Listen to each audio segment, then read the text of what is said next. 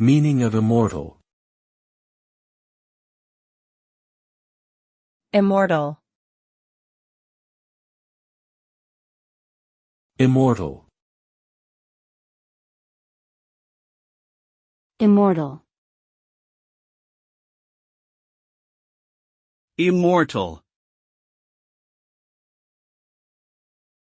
The term immortal refers to something that is not subject to death or decay, and thus is able to live forever. It can be used to describe supernatural beings, such as gods or vampires, or to suggest that someone or something has achieved an enduring legacy. The idea of immortality has been a recurring theme in human mythology and philosophy, representing a desire for eternal life and the quest for everlasting youth and beauty. While true physical immortality may be impossible, the concept continues to captivate the imagination and inspire art, literature, and religion.